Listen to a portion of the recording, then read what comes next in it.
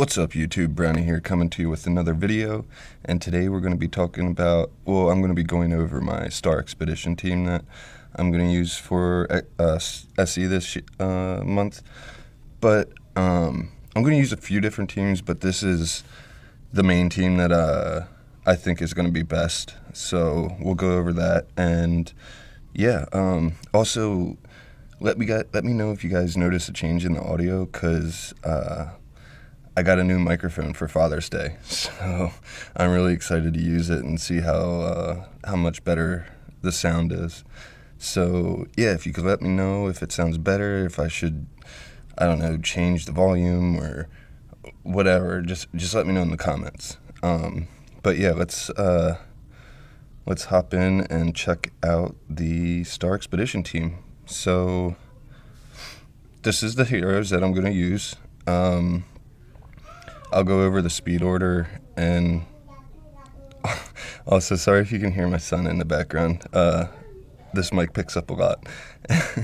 Anyway, yeah, we'll go over the speed order and why I chose the heroes I chose, and just whatever info I can think of that will be good for you guys to know. So I'll talk about the heroes in the order, the speed order that they go in. So we'll talk about Freya first. Freya, you need to be the fastest hero on the field, and she needs to outspeed your damage dealer by like a little over 20 speed. Otherwise, her core can cause the damage dealer to go before her, and the reason she needs to go first is she needs to poison the boss before anybody does damage to the boss. And, well, before your damage dealer does damage to the boss. So, yeah, for that reason, you need her to be super speedy. And the new artifact really helps with that. And I really, really hope that this artifact will not mess up the energy feed. So I'm going to give it a shot. There's a chance I might end up with 95 energy instead of 100, and that's just going to suck. But we'll see. We'll see what happens. I think it should work. In my opinion, usually my Mach Man only needs 10 energy per round, and he usually gets that from the Freya when she does an active at the beginning of the next round. So I think it should work. Anyway, we'll not talk about that until we actually get to test it. So you run Freya to get the poison on the boss, and for her passive 2, and that which gives damage reduction, attack, and also precision. I think this is the one that gives precision also.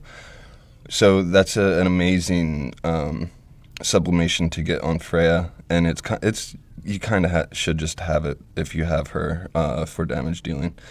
The next one is her Pistol of Stars, which you get that to Noble Sublimation, and it grants 33% of evolutionary factor to every hero, so that's increasing your attack and speed the whole fight, and it's just really, really, really good.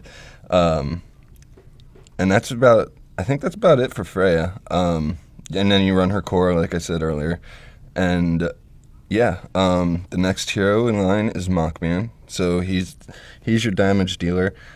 You could replace this Mach Man with Aspen, or Vesa, or even Sword Flash.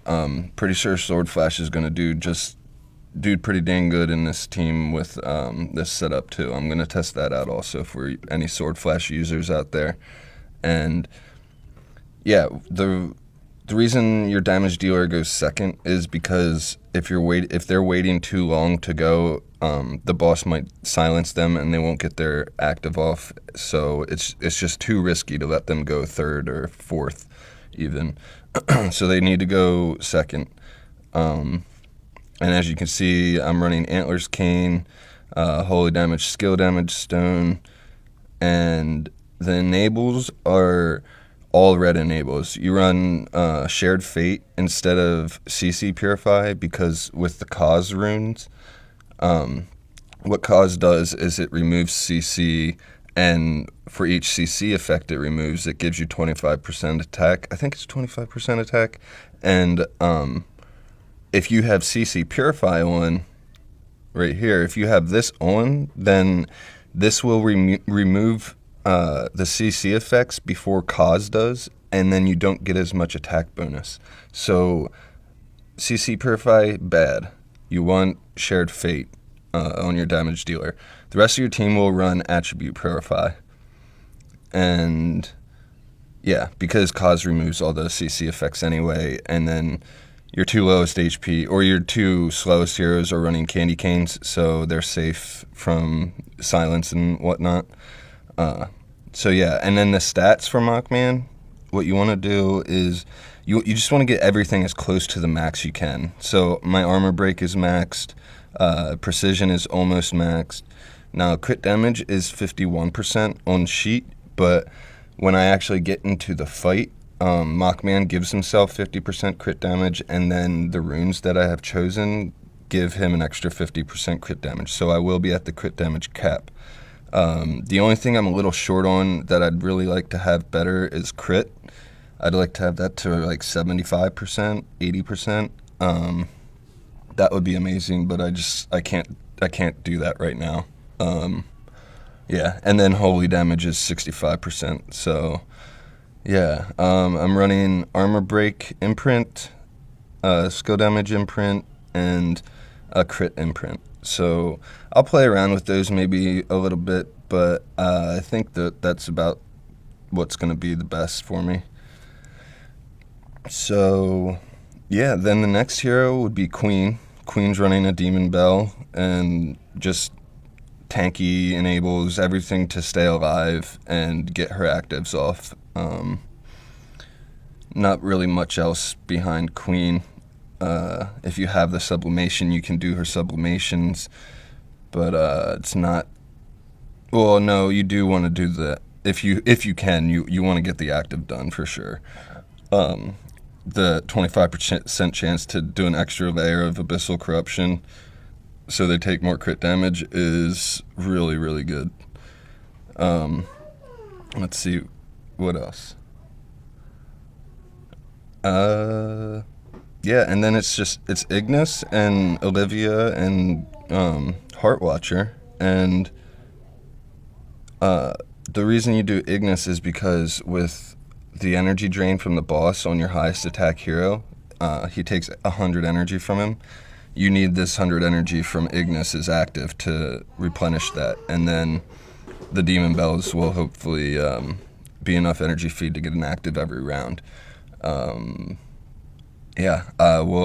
I can't wait to actually see the fight so I can, know if this artifact is going to work and everything, but I have Ignis with the Demon Bell also, and then Olivia and Heartwatcher both have candy bars because they need to be free of CC so they can get their actives off that increase the damage the boss takes. And then you run the Poison Pet, obviously, because Freya, and you run her core. And I think that's about it for the team and why you choose each hero.